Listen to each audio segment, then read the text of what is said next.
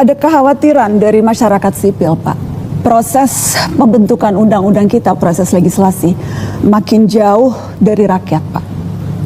Tidak ada partisipasi publik yang bermakna. Dan menjadi semakin krusial hari-hari ini, Pak. Terutama karena kalau kita lihat daftar RUU yang akan segera dibahas di DPR, RUU Kepolisian, RUU Kejaksaan, hingga RUU Penyiaran, Pak Presiden. Dan dalam berbagai RUU ini tampak ada pola yang mirip, Pak.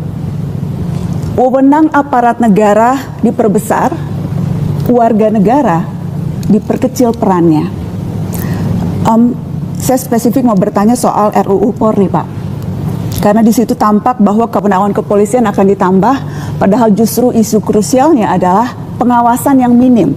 Dilihat dari berbagai abuse of power yang dilakukan oleh aparat, dari mulai kasus pelecehan seksual perwira, dari mulai korupsi, dari bagaimana aksi kekerasan yang dilakukan aparat. Saya ingin tahu pendapat Bapak sebagai presiden pribadi. Bapak setuju polisi perlu diperluas kewenangannya atau justru malah harus ditambah pengawasan dan wewenangnya diperkecil, Pak Presiden? Baik, saya jawab ya. Jadi terima kasih ya, ini akan saya perhatikan. Saya memang percaya dengan sistem ya. Tadinya Menko Polkam, habis itu Kapolri, kan ada juga kalau tidak salah apa itu oversight yang di atas Polri itu, komisi Kompolnas ya kan, itu juga terdiri dari tokoh-tokoh itu kan. Kemudian kita juga punya, ya kita kan punya sistem politik bahwa semua undang-undang itu kan dibahas oleh semua partai politik yang dipilih oleh rakyat, kan begitu kan? Ya, jadi itu ya. Tapi terima kasih masukan itu, saya akan kasih perhatian khusus sekarang. Mungkin alinea akan saya pelajari. Ya kan? Sebetulnya tadinya saya anggap undang-undang TNI adalah hanya masalah yang krusial, itu kan hanya masalah penundaan penambahan usia pensiun. Tiga pasal, Pak. Iya. Tapi yang intinya kan itu yang ada perubahan.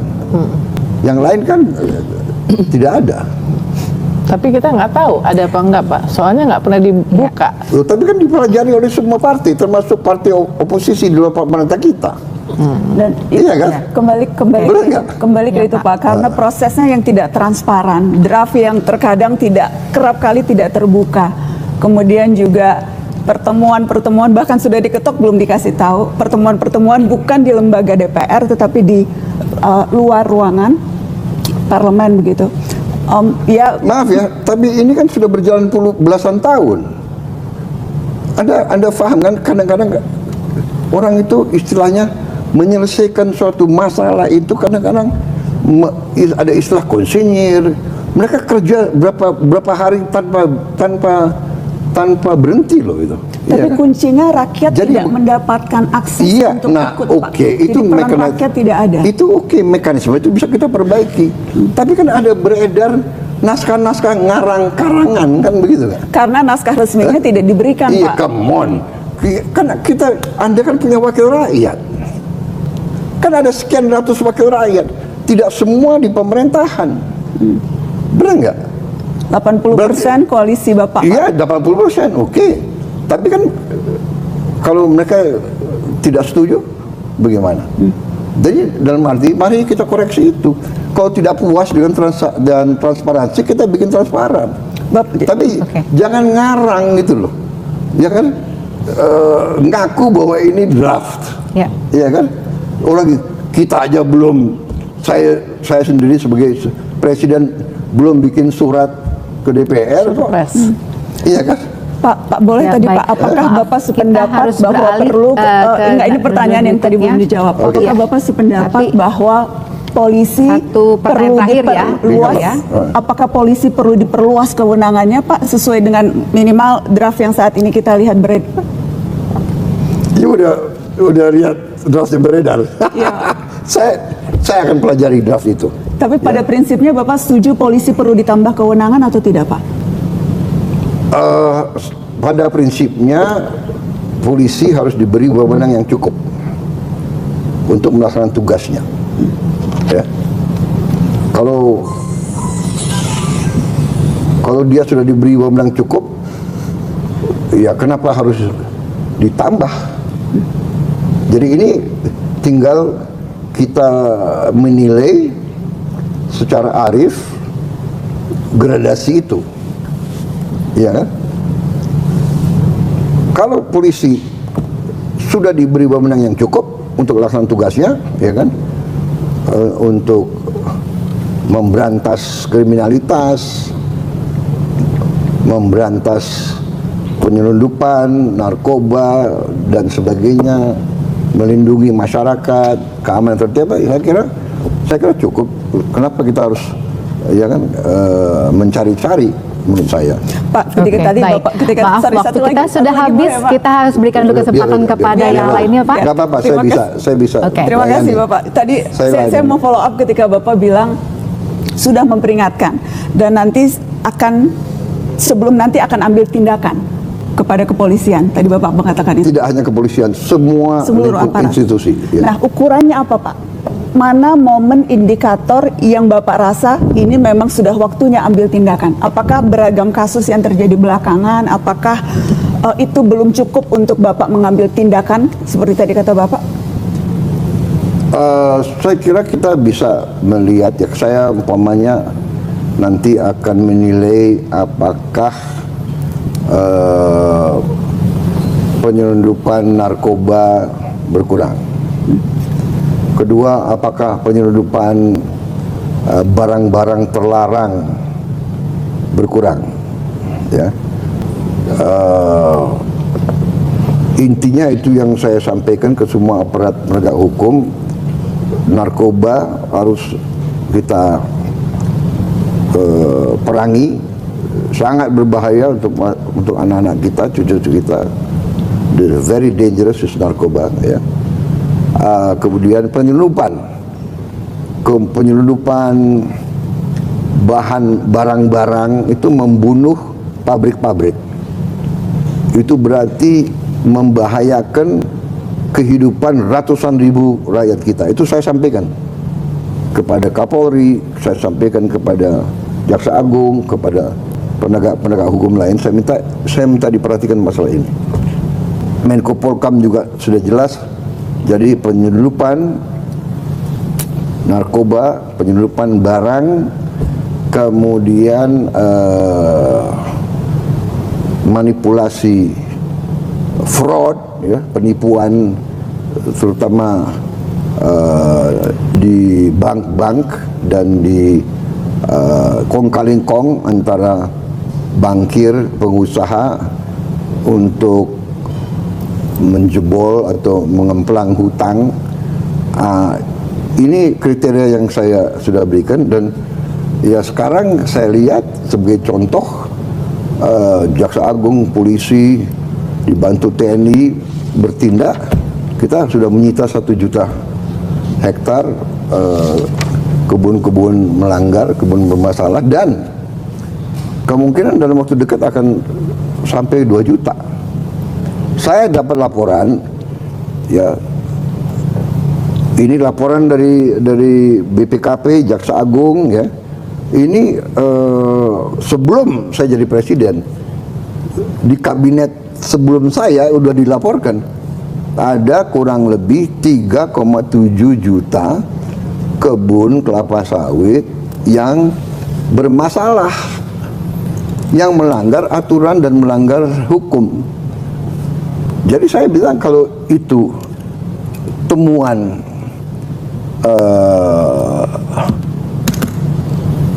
lembaga judisial, aparat penegak hukum, proses sesuai hukum. Ya, jadi menurut saya sudah ada kemajuan. Ada hal-hal yang tadinya kasus-kasus yang tidak berani disentuh, bisa kita kita mulai bertindak. Ini bukan pekerjaan ringan. The road is still long. Perjalanan masih jauh. Ya saya terus terang, tapi saya sudah kasih peringatan dan saya sudah menghimbau. Saya pernah kumpulin hampir berapa ratus perwira kepolisian di Akademi Kepolisian. Kapolri yang undang saya bicara, saya bilang saudara-saudara, ini masalah bangsa dan negara. Saya bilang. Jadi saudara sekarang ujung tombak. Yang saya katakan, kalau narkoba tidak kita berantas, yang hancur anak-anak kita, masa depan kita hancur. Anak-anak usia produktif rusak. Dan cukup mengkhawatirkan jumlah yang sudah kena nyandu. Yang di dalam penjara pun anak muda banyak sekali. Ini saya perintahkan ditinjau kembali, kalau perlu masuk rehab. Saya sudah sampaikan itu, saya sampaikan ke mereka, ya kan? Jadilah Anda pahlawan bangsa, menyelamatkan masa depan bangsa, berantas narkoba, berantas penyelundupan, ya kan? Itu himbauan saya kepada mereka. Dan saya orang yang berpikir positif, ya. Sometimes we have to give positive reinforcement. Jadi kita himbau, kita kasih kesempatan yang berprestasi. Ada seorang petugas kepolisian berhasil menangkap, membongkar penyelundupan. Ya kita naikin pangkat luar biasa dan sebagainya. Ya. Saya kira itu jawaban. Tapi saya menangkap concern masyarakat dan saya akan ya bicara dari hati ke hati. Keberhasilan negara yang kuat antara lain keberhasilan daripada tentara dan polisinya menjadi baik, menjadi unggul. Ini pelajaran sejarah. Negara itu kuat. Saya sampaikan, masalah korupsi ini masalah yang sangat penting. Kita harus berani untuk mengurangi kalau bisa sampai sekecil-kecilnya. Kalau enggak, ya hancur masa depan kita karena kekayaan kita hilang. Ya kan, yang bisa dipakai untuk membantu orang miskin dipakai hanya segelintir orang. Tapi ya alhamdulillah ya saya merasa ya dalam berapa tadi 5 bulan yang laporannya kita bisa selamatkan cukup besar ya. Hampir potensi kerugian yang kita selamatkan itu 1.440 triliun. Itu dari 1 juta hektar kelapa sawit aja yang bisa kita selamatkan segitu. 480 triliun setahun. Kalau dikali 10 tahun ya demikian. Pertamina juga kita bisa